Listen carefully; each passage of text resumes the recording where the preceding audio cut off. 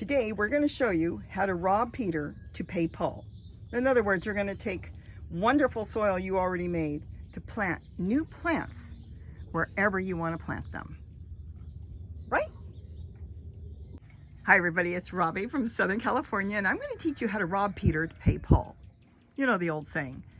What I am doing here, and I wasn't planning on doing a video, and I thought I should really show you, is this is the deck garden I'm still working on, but I am now planting a lot of new pots around. And I've got like cabbage growing, I've got zinnias growing, I've got beans growing galore, and all different things growing. But instead of using just new potting soil, which can get expensive, even though I use the cheapest a lot of times, I am robbing Peter to pay Paul. I am taking from this tote that was full of, well, see the little eggshell there? Full of leaves, kitchen scraps, branches, everything that is now completely broke down. And there's not much in here. See, all that's in here is a garlic chive. And then I've got my tri-colored sage and a walking onion here and there. And I see some lettuce peeking up, kind of peeking up between the plants. And that's all that's in here. So this is kind of double duty for this tote. By removing all the soil, the new wonderful compost soil, whatever you want to call it, that I created in here, or in Mother Nature actually created in here, I am also freeing up where it drains. These are the drain holes. They're not real big on this one, but there are 4 drain holes there. So by removing all the soil in here, I'm using it so I can plant my hummingbird plant in its own pot. And then once I get all the soil that I want out, and I'm not going to take it all, I'm going to leave it because there's earthworms and everything in there. I'm going to repack this back with leaves that are from my own deck and everything I've collected. See what I've collected as I clean up? Green leaves, brown leaves. I'm going to pack that back and then top it with some of its own soil back, because I'll remove some of it and then put it back in there. And this is how you continue making your own soil. It's the easiest way to do anything. I mean, look at all the broccoli I'm growing. Everything is growing and I haven't even really started yet. I'm still working on tote by tote on the deck. But I thought I would just show you for a few minutes what I am doing and how I can get more pots. Let me move this over here so you can see. I'm getting all these pots with soil that I've made and I'm reusing that is already broke down and ready to go. I've got cabbage there, more cabbage. This was growing on my kitchen window. I decided to put 2 in there because I don't know where else to put them right now. I'm not ready in the garden to plant anything. And I'm using a lot of the cabbage. See, here's my cabbage here that I planted a little bit ago. I've been using the outside leaves for stir fry. I don't need to wait for a cabbage head. It's all edible now. And these are zinnias. And well, there are some tomato plants popping through, which I will probably remove. And there's some walking onions in there. And this is all like, this is on the top. You can see that this is potting soil. I used a little bit of potting soil on the top. This one I did not.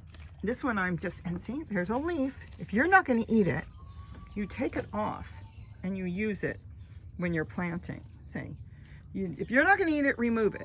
So that's what I'm doing here, and that's how I did those. You can use some potting soil. There's nothing wrong with using potting soil. Buy potting soil and use it on the top.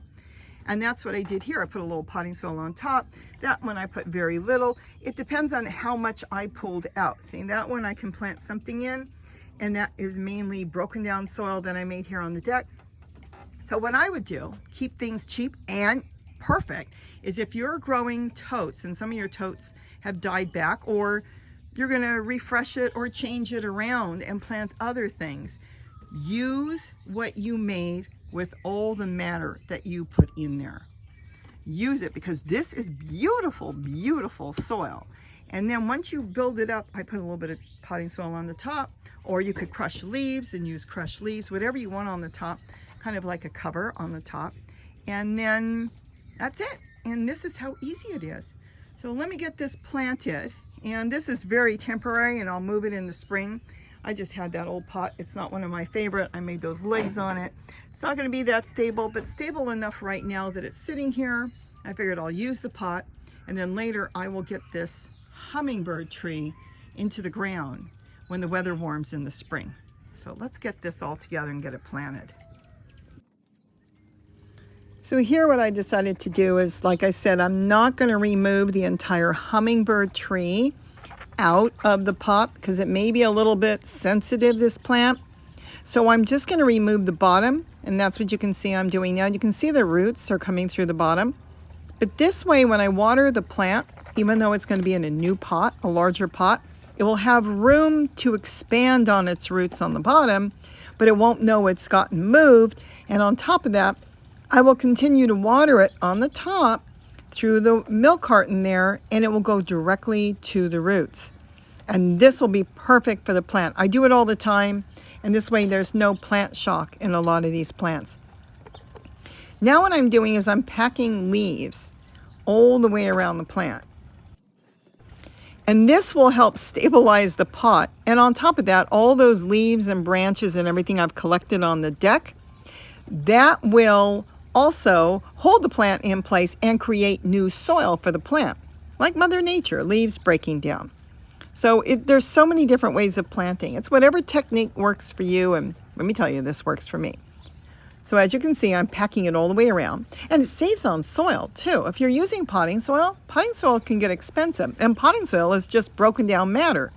So what we're doing here is we're putting matter in there that's maybe dried out, yellowing leaves, not completely broken down, but it's going to continue to break down, bring the earthworms, bring the microbes, and everything will benefit as it breaks down. You don't have to wait until everything breaks down. Now I'm taking all that wonderful compost I already made in the tote, and that's all there is to it. I add a little bit of potting soil on the top just because, something I do. It's more force of habit, and that's all you have to do. And it's amazing how fast and easy you can get a plant planted, and it really costs you next to nothing using your old dead dried plants. So there we are, we've hit bottom. So now I'm going to backfill this later on. I can leave this open right now, it's not going to hurt anything. I can clean up a little bit and start putting in old broccoli leaves or different leaves or plants I'm removing. In the meantime, I got to plant all this. This was planted a couple of weeks ago. So was the beans, but in the same method. But here's the ones I just planted. And now I've got my cabbage going with some walking onions, and of course my hummingbird tree. All the hummingbird tree needs is water. Now, as you saw, I did not remove the hummingbird tree from its container. I did remove the bottom, so the tree itself does not know it's been moved. And as it sends its roots out, you probably saw some of the roots were on the very bottom. Now it will send it into that pot, and then later on, I can find a place to transplant it, either in another pot or in the ground, because it is really a big tree. And then for now, I could leave it or put some crushed leaves or whatever, or put some wood chips around just to hold in some of the water, but we've been really damp in the morning, and I can do the rest with the other ones too. You know, a mulch on the top, which is really good. And if you don't have wood chips, you can use crushed, dried leaves. Dry some leaves, put some leaves in a container, let it dry out, and crush that and put that on top. Whatever you want. Some people use rocks. Some people, I layer with pots, other pots. That will work too. But that's how easy it is to take from a pot or a container that you have already composted, let's say a year ago, let's say 6 months ago, and use that wonderful rich soil that Mother Nature made with the earthworms and the microbes, and now you've got the best soil in town. I mean, look at my zinnias, and we're going to go into winter soon, and they're just taking off in soil that's been taken from another tote. So I hope I've given you some ideas on that. And real quick, I'll show you, not much has gone on the deck yet. I'm still working and deciding how I'm going to set things up. The flowers are probably going to have some on the deck, but some are going in the garden, so that's why I haven't done anything yet. And I will. As you can see, I am busy working to get the pots on the deck, and they have been fabulous because I can just pick them up and move them, and I am loaded with green beans. I've been picking green beans. I can show you real quick here. But this has been great, so I'm going to get more green beans inside of containers, just regular containers. And this has been great. We actually had it this morning for breakfast. I don't really need to cover it, but I kind of force a habit on this one. I just took some of the biggest ones this morning, but here's some green beans here. I'm hoping you can see it. Sorry. There's the green beans here. There's green beans there. There's green beans there. There's all the green beans there, and they're all throughout the plant. And I have been picking green beans. You can see them from the outside as well. The tool has worked. I had a critter that came up and he could hide in the totes, and that was the one he was going in, and just wrapping that in tool, that got rid of him 100%. So that has worked out fabulous. Nothing has touched anything that has been in pots separate, because being in pots in an open area, critters don't like to be open. So I haven't had anything bother him except for Kitty. She ate some of the cabbage leaves one day. I could tell because she munched it right to here. But she's got broccoli. Come on, Kitty, if you want broccoli. Kitty, kitty. Look at all the broccoli I've got for her.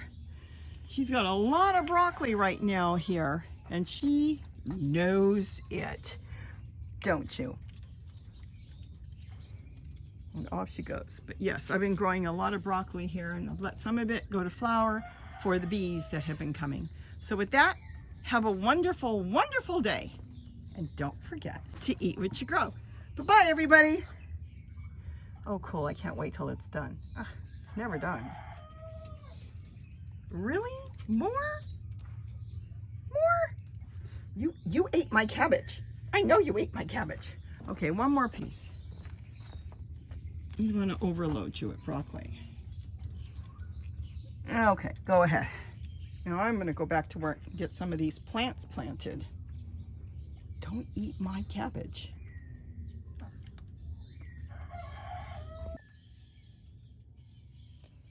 Yes, it is very hard to get things done on this deck. I'm trying to get all this stuff planted. And what are you doing? All these hummingbirds are coming, feeding, and taking baths on my fountains. So early in the morning, it's just too cute and very distracting. Okay, it's worth taking time and enjoying Mother Nature. Oh my gosh, the hummingbirds are so cute.